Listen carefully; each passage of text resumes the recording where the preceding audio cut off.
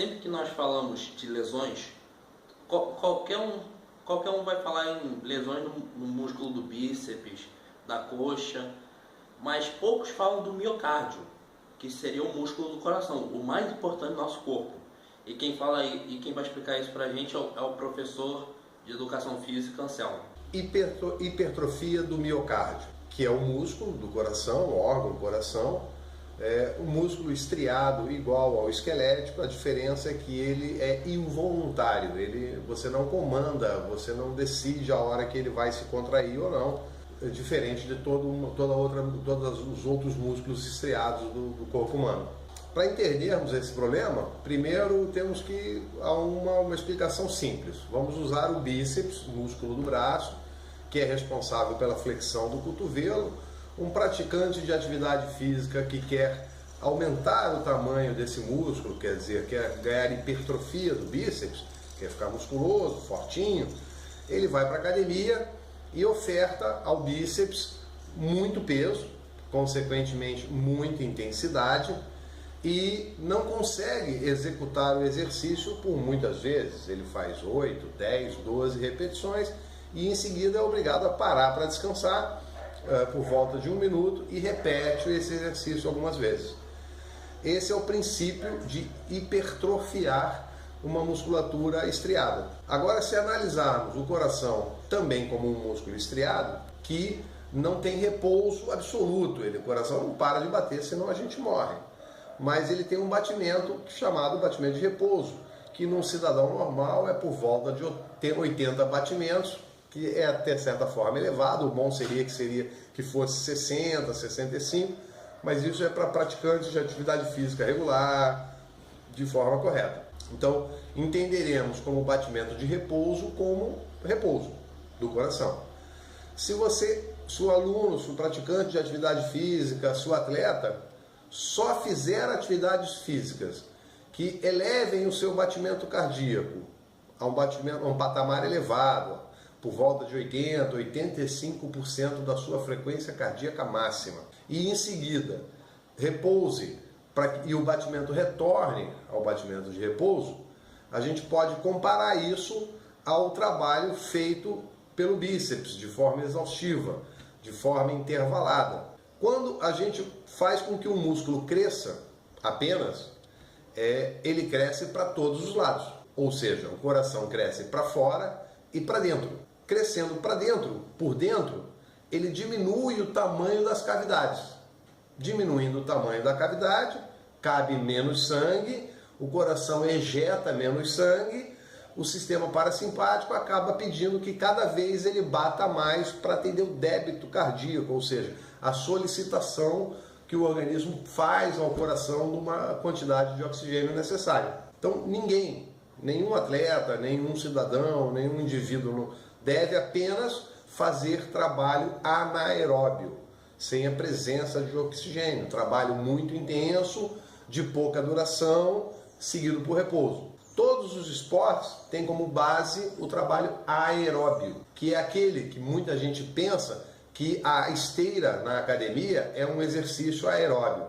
A esteira é eletrônica. Ela só será aeróbia ou anaeróbia dependendo da forma que você vai praticar o exercício físico. Precisamos de exercícios moderados, de longa duração, por um período prolongado.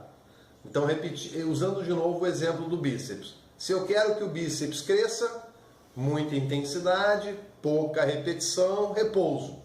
Se eu quero um bíceps resistente, eu ofereço a ele pouca intensidade, uma intensidade moderada, e faço muitas repetições sem parar. Então, para impedir que um coração fique volumoso a ponto de criar uma insuficiência cardíaca, uma incapacidade de funcionamento de tão musculoso que esse coração devemos fazer exercícios, atividades, esportes, aonde o coração fique num batimento cardíaco moderado por bastante tempo sem parar. Para entendermos como fica complicado para um músculo cardíaco muito volumoso, muito hipertrofiado trabalhar, basta olharmos para um dos praticantes na academia chamados de marombeiros, muito musculosos.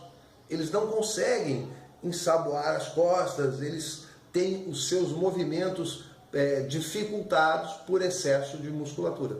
O exercício em excesso nem sempre causa lesões no músculo ou nas articulações. Ele também pode prejudicar os seus nervos, a sua postura e a sua locomoção, e trazendo outras séries de problemas para a sua vida. Vamos falar sobre pinçamento de ciático, que é um nervo que sai da coluna lombar e responsável por toda a inervação dos membros inferiores. Primeiro precisamos entender que a coluna lombar, para ficar estável, funciona como uma alavanca interfixa, tendo na frente o músculo abdominal e atrás uma massa comum lombar, vamos chamar de abdômen e lombar para facilitar. Todo o movimento, todo o equilíbrio, toda a manutenção de estabilidade dessa coluna acontece graças a esses dois músculos. A coluna já tem uma curvatura com a concavidade para trás, que é chamada de lordose fisiológica, porque serve como o sistema de amortecimento e funcional do nosso corpo. A massa comum lombar ficando muito mais forte do que o abdômen, acaba aumentando essa curvatura durante certos exercícios, durante o esforço cotidiano, durante os esportes, porque ela trabalha mais que o abdômen. Então esse desequilíbrio aumenta a curvatura e promove com que as vértebras acabem chegando mais próxima uma da outra na parte posterior.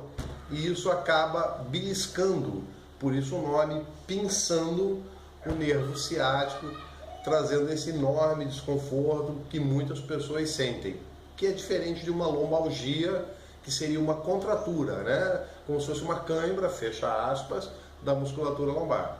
Nas atividades físicas, em academia, nos esportes como uma cortada de voleibol, a massa comum lombar trabalha exageradamente e o abdômen não. O abdômen só conseguimos trabalhar especificamente.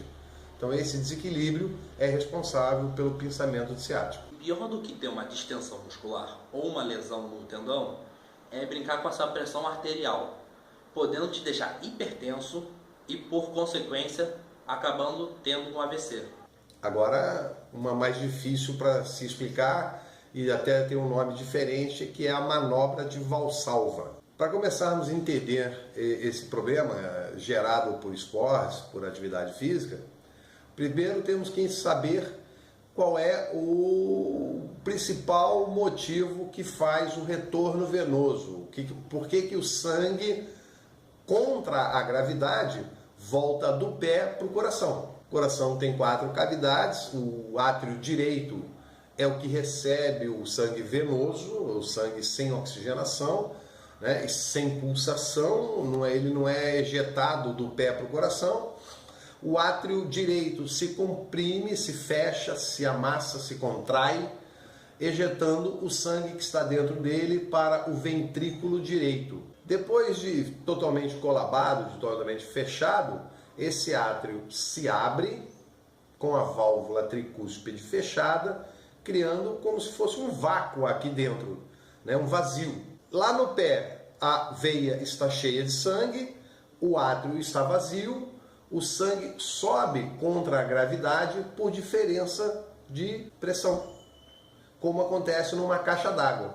Se tem um cano, você abre o registro, nada, ar, um volume de água grande, a água escorre para fora.